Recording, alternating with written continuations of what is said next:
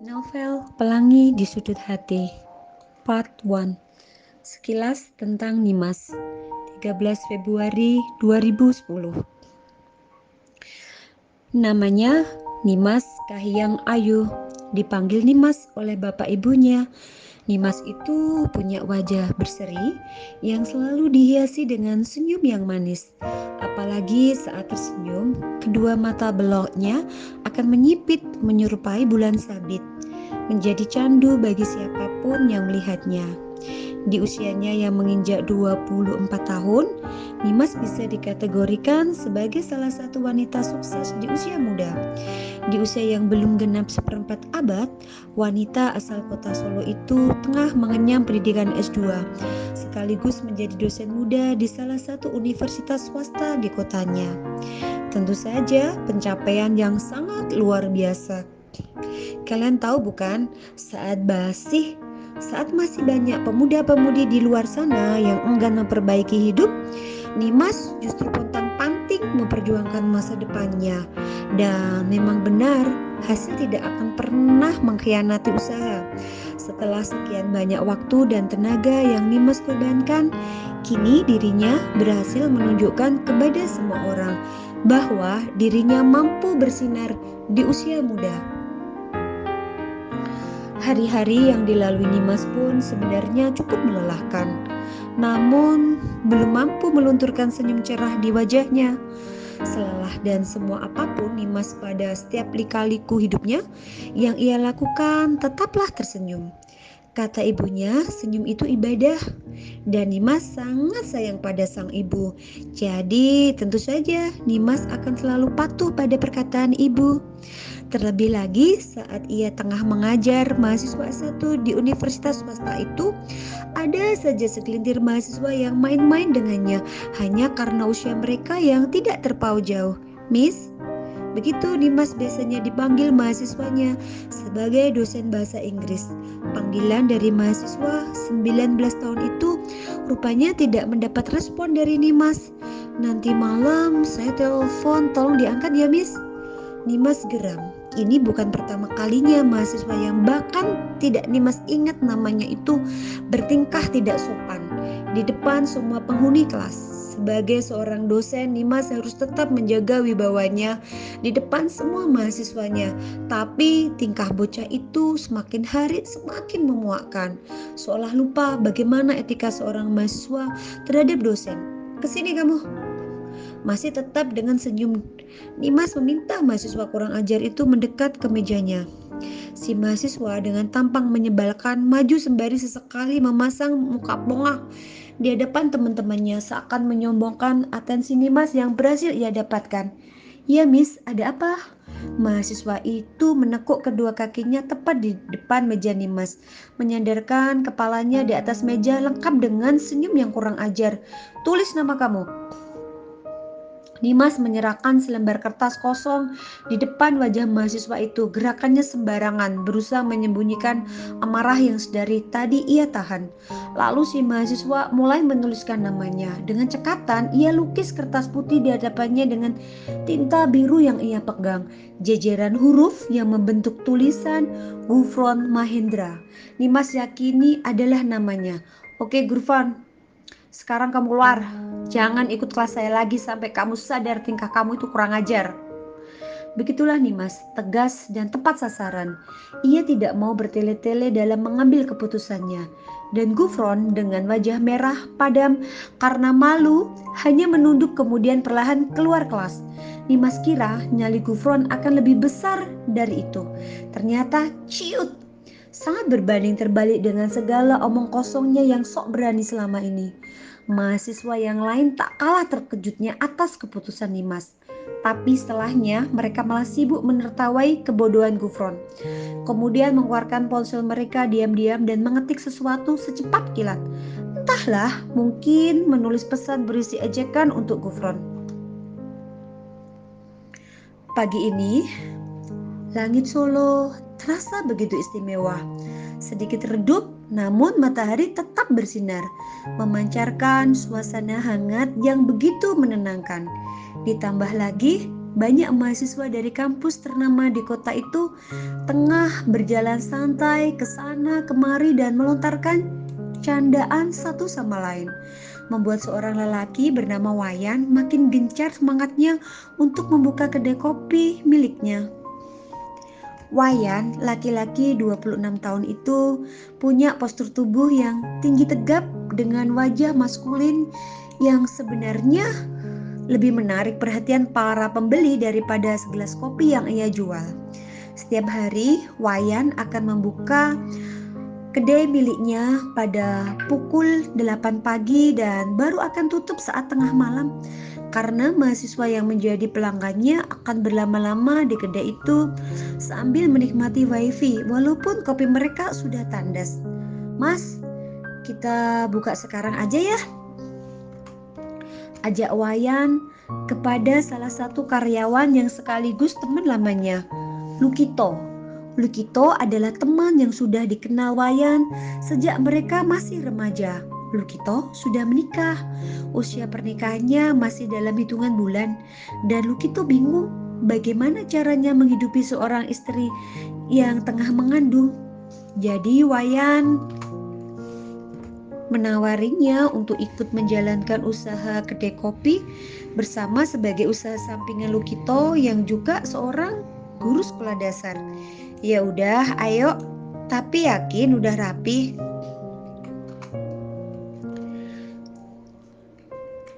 Tanya Lukito sembari mengedarkan pandangan matanya ke seluruh kedai. Dan benar saja masih ada beberapa kursi yang masih bertengger di atas meja. Lupa belum diturunkan. Lupa mas. Wayan nyengir. Kemudian cepat-cepat menurunkan beberapa kursi kayu itu. Meletakkannya perlahan di samping meja, lalu berjalan perlahan ke arah Lukito untuk bersiap membuka kedai. Pelanggan pertama mereka hari ini adalah segerombolan mahasiswi. 6 gadis usia akhir remaja itu mengambil meja tepat di depan pantry tempat Wayan meracik kopinya. Sambil sesekali mereka melirik ke arah Wayan. Awalnya diam-diam, namun lama-lama semakin terang-terangan. Wayan yang ditatap 6 gadis sekaligus tentu saja sadar, maka ia tegakkan pandangannya menatap satu persatu 6 gadis itu. Matanya yang begitu tegas mampu membuat keenamnya menunduk malu seketika. Sementara dirinya tersenyum puas. Mas, panggil Wayan kepada Lukito yang tengah merapikan beberapa gelas di sampingnya. Ya, Mas aja deh yang antar ini ke mereka. Lah tumben. Biasanya kamu godain Bali yang kayak gitu. Gak lah mas, dah tobat. Dih gegayan tobat.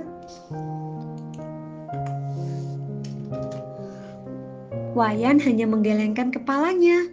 Sebagai penolakan sekali lagi, memang benar biasanya Wayan tidak akan segan meladeni para pelanggan yang mengirimkan sinyal minta diajak kenalan begitu. Tapi akhir-akhir ini ia mendadak muak dengan kegiatan main-mainnya. Ya, dasar laki-laki, suka bermain mata. Kalau diingat-ingat sudah lama sejak terakhir kali Wayan menjalin hubungan dengan seorang wanita. Mungkin sudah sekitar 5 tahun terakhir. Saat itu hubungannya berakhir karena pengkhianatan si wanita dan mereka tidak pernah bertemu satu sama lain. Setelahnya ada banyak wanita yang bersedia mendampingi Wayan. Namun lelaki tampan itu enggan dan lebih memilih fokus kepada usaha kedai kopi kebanggaannya. Yan, Wayan. Yan, Wayan. Panggilan dari Lukito diabaikan begitu saja. Rupanya ingatan masa lalu Wayan bangkit dan mengalihkan fokusnya. Tak ragu, Lukito pukul bahu lebar Wayan dengan nampan ia bawa. Duh, sakit mas. Makanya kalau dipanggil nyaut.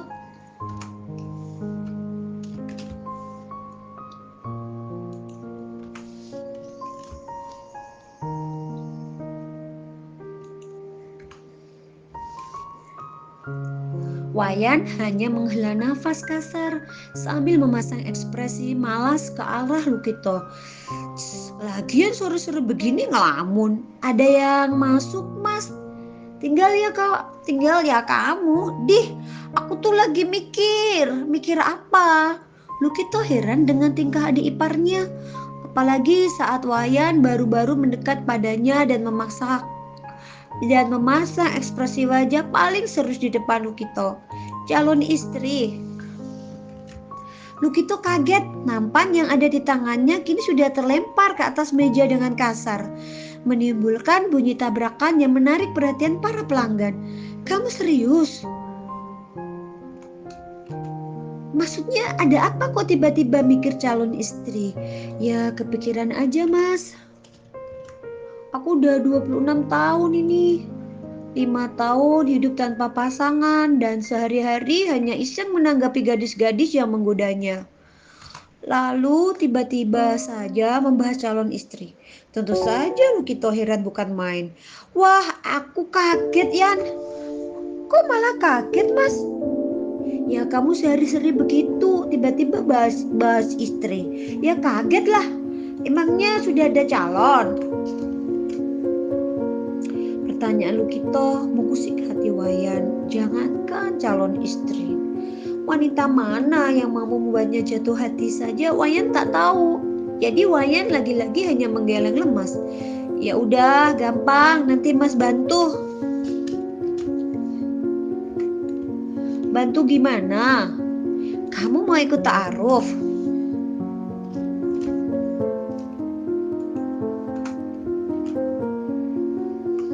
Wayan terdiam, perkataan Lukito lagi-lagi memusiknya. Kalau ia ikut ta'aruf artinya Wayan harus sudah serius dalam mencari seorang istri, bukan lagi main-main seperti biasanya. Wayan bingung apakah ia sudah benar-benar siap. Hari ini Nimas libur dari semua kegiatan kampus dan segala kerumitannya. Tentu saja Nimas sangat senang sekali dan berterima kasih kepada siapapun yang menyusun tanggal merah 3 hari berturut-turut di kalender kamar indekosnya. Mulai dari hari Senin sampai Jumat semua kegiatannya full di kampus.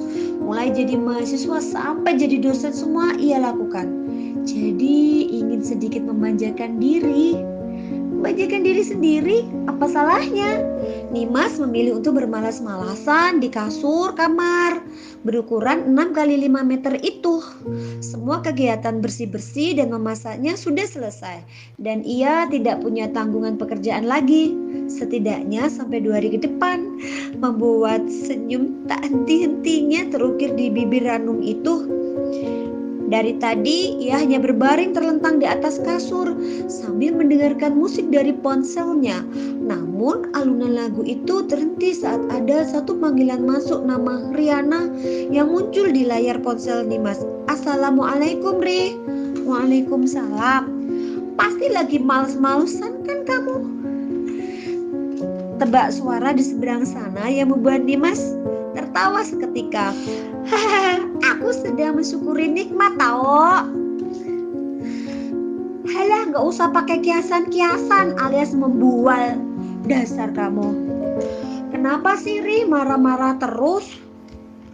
Tak ada balasan dari Riana membuat Nimas harus mengulangi kalimatnya. Kenapa marah-marah? Ibu hamil tuh gak boleh marah-marah, nanti bayinya emosian loh. Mana bisa? Bisa lah, kan mental ibunya juga berpengaruh.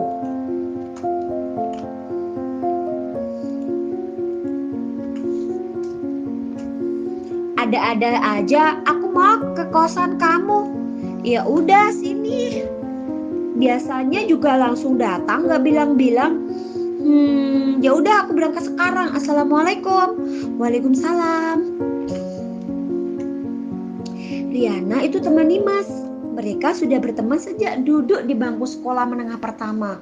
Pertemanan mereka itu awet. Kalau anak muda zaman sekarang menyebutnya sobat atau sahabat. Saat ini Riana sudah menyandang status sebagai istri seorang guru sekolah dasar. Di hari pernikahannya 1 tahun lalu, tentu saja Nimas datang dan menemani Riana sepanjang acara. Setelah saat para tamu undangan pulang dan hanya tersisa para keluarga di ruangan itu, Riana dan Nimas menangis bersama. Tangisan bahagia, Nimas ikut senang sekaligus haru. Teman sedari kecilnya sudah melangkah lebih jauh menjadi seorang wanita seutuhnya. Dan Riana ikut menangis merasakan tulusnya perhatian yang Nimas berikan padanya. Mereka menangisi satu sama lain namun enggan berdekatan, hanya saling menatap dari kejauhan sembari banjir air mata, membuat orang-orang di sana keheranan. Brak! Dimas kaget bukan main saat pintu kamar indekosnya terbuka dengan kasar dari luar. Siapa lagi pelakunya kalau bukan Riana? Dimas menghela nafas kasar dan membuat ekspresi wajahnya seolah marah. Pelan-pelan dong Ri, kalau pintunya rusak mau tanggung jawab kamu. Enggak lah, mending aku kabur. Jadi kamu yang tanggung jawab. Dasar Riana. Diam, ini kubawakan mie ayam buatmu. Asik. Riana menyodorkan kresek hitam berisi 2 bungkus mie ayam yang terlihat sangat lezat. Ekspresi kesal Nimas seketika memudar dengan cepat berganti dengan senyum lebar. Kamu repot-repot aja sih Ri. Riana melongo, belum juga terbiasa dengan sifat absurd sahabatnya. Padahal Riana sendiri juga sama tidak jelasnya. Memangnya karena apa persahabatan mereka awet kalau bukan karena itu? Acara makan mie sambil lesehan di lantai kamar Nimas menjadi kenangan tersendiri bagi keduanya. Dulu saat masih di bangku sekolah, mereka juga sering begitu makan rame-rame sambil lesehan di lantai bersama-sama teman-teman yang lain biar lebih akrab katanya. Ri, panggil Nimas tiba-tiba yang membuat Riana menenggakkan kepalanya untuk menatap si lawan bicara walau mulutnya masih penuh mie ayam. Apa? Bayi kamu sehat kan?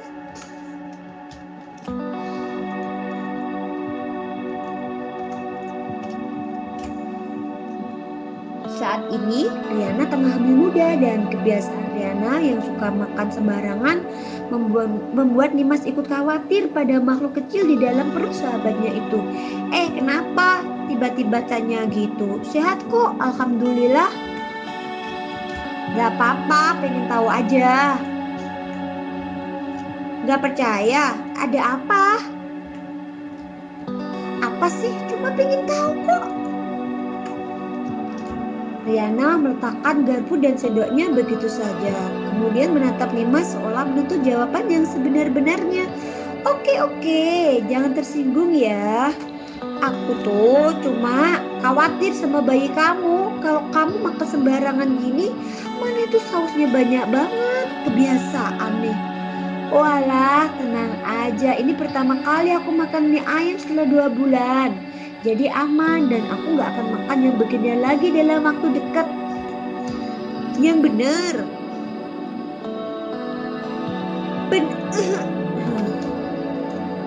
Riana tersedak. Sempat menjawab, Riana udah malah tersedak, membuat Nimas tak tahan menyembunyikan tawanya. Udah nih minum. Acara makan mie ayam berakhir dengan Riana yang tersedak dan Nimas yang ikut heboh memberikan air minum. Kini keduanya masih di lantai, ditemani 2 gelas jus melon buatan Nimas. Setelah perut kenyang, rupanya bahasan obrolan mereka jadi sedikit lebih berbobot. Sedari tadi Nimas sibuk bertanya bagaimana cara Riana menjaga kandungannya dan bagaimana suka dukanya saat hamil muda begini. Terus nih Ri, kalau pas makan tiba-tiba mau muntah gimana? Ya udah pergi ke belakang, muntahin. Ih sayang dong makanannya. Ya mau gimana lagi, ya tahan dong. Riana gemas. Kalau Nimas hanya bertanya tanpa memancing pertengkaran, mungkin akan dengan senang hati Riana jawab. Tapi ini bukannya menerima jawaban yang diberikan. Nimas malah menguji kesabaran Riana. Maunya apa sih Nimas? Mau hamil juga biar ngerasain. Hamil-hamil calon buat nikah aja belum. Mahasiswa kamu tuh banyak. Masih pada 19 tahun, aku nggak mau. Nimas, tiba-tiba raut wajah Riana menjadi serius.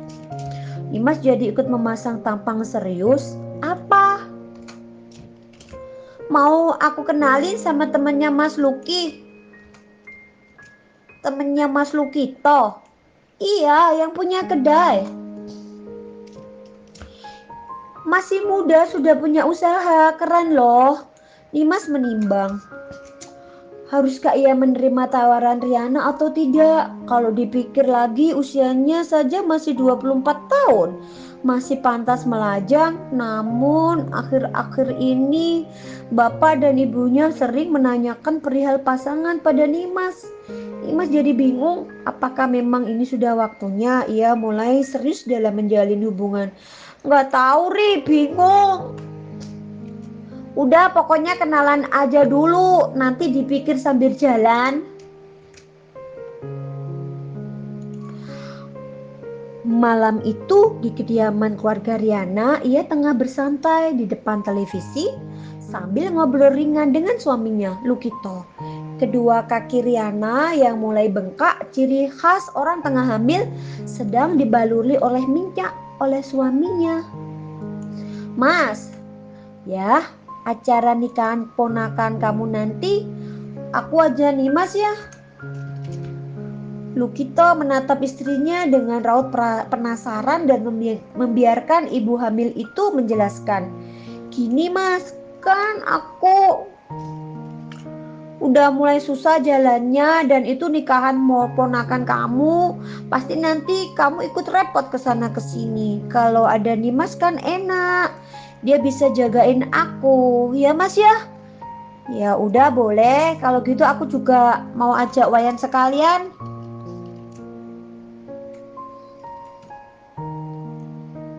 Mata Riana melotot terkejut mendengar nama Wayan, pemilik kedai kopi sekaligus teman Lukito disebut. Baru beberapa hari lalu Riana bilang mau mengenalkan Nimas pada Wayan, dan sekarang takdir seolah menyetujui mereka bertemu begitu saja. Apa ini yang namanya jodoh? Riana sudah senyum-senyum sendiri membayangkan Nimas yang malu-malu bertemu lelaki setapan Wayan di acara nikahan ponakan Luki nanti. Kenapa malah senyum-senyum gitu? Kamu ini aneh. Mas, gimana kalau kita kenalin Wayan sama Nimas? Siapa tahu jadi. Ada-ada aja kamu, tapi boleh juga. Tahu nggak? Kemarin aku baru tawarin Wayan buat ikut ta'aruf gitu, terus sepertinya dia tertarik. Bagus dong mas, aku juga udah bilang sama Nimas mau ngenalin dia ke temennya Mas Luki. Hahaha. Ya udah semoga jadi. Jadi boleh nih. Boleh sayang. Makasih mas. Dah aku mau nelpon Nimas dulu ya.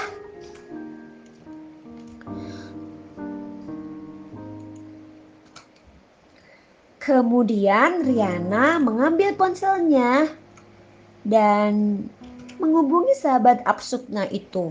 Seperti biasa, pembicaraan mereka diawali dengan salam dan disusul dengan teriakan-teriakan kemudian. Aneh mereka itu. Hari pernikahan keponakan Lukito. Disitulah pertama kali Nimas bertemu dengan Wayan atas rencana Riana dan suami. Pernikahan yang digelar semalam suntuk itu sangat meriah. Tamu undangannya lebih dari 600 orang, silih berganti keluar masuk gedung. Tapi tak ada satupun yang Nimas kenal. Jadi ia hanya terus menempeli Riana karena Lukito sendiri sibuk kesana kemari sesuai dugaan Riana. Ponsel Riana berdering. dan menampilkan nama Wayan di layarnya. Sambil sedikit teriak karena berisik, Riana mengangkat panggilannya. "Ya Wayan, kalian di mana? Aku mau nyusul di meja barisan kiri yang paling depan. Coba berdiri deh."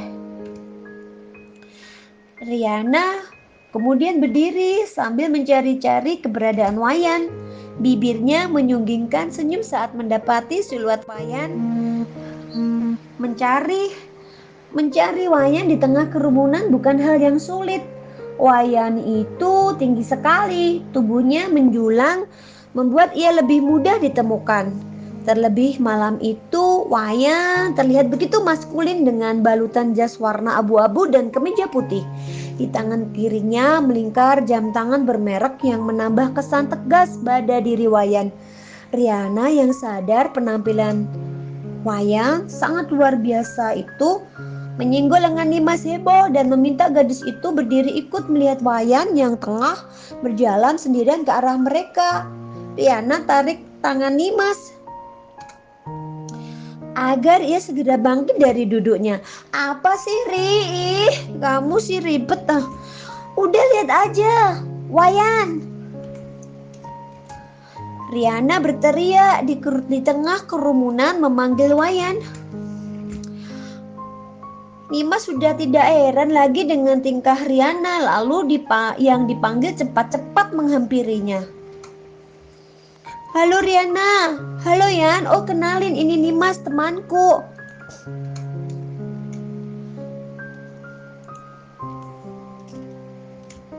Riana memberi kode agar Nimas melanjutkan perkenalannya kepada Wayan. Halo, aku Nimas, salam kenal." "Salam kenal juga, aku Wayan."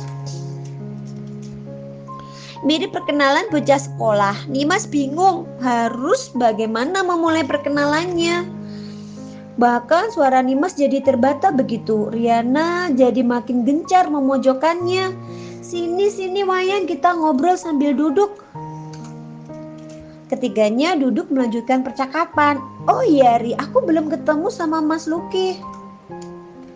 Wayan buka obrolan mereka. Memang tadi Wayan dan Lukito tidak berangkat bersama. Mereka sepakat untuk bertemu di gedung pernikahan saja. "Iya, nggak apa-apa. Itu Mas Lukito lagi ribet sendiri." "Oh, jadi aku diundang ke sini buat nemenin kamu karena Mas Luki lagi sibuk." "Nah, betul begitu," kata Riana sambil menjentikan jarinya, membuat suara yang lucu sehingga ketiganya tertawa bersama. "Oh iya, lupa nih. Dengerin ya nih Mas. Wayan ini temennya Mas Luki yang punya kedai kopi tempat Mas Luki sambilan itu." Nimas kemudian mengangguk paham dan memberi senyum tipis pada Wayan yang disambut senyuman pula. Belum berhenti di situ, Riana masih melanjutkan kalimatnya. "Terus Wayan, Nimas ini sahabat aku. Walau masih muda begini dia udah dosen loh." "Ri, apaan sih?" Entah kenapa Nimas malu. Ia menyenggol bahu Riana agar calon ibu muda itu diam. Lain Nimas, lain lagi dengan Wayan. Pemuda itu justru terlihat tertarik dan berusaha memulai percakapan sendiri dengan Nimas. "Wah, hebat Nimas. Memangnya usia kamu berapa?"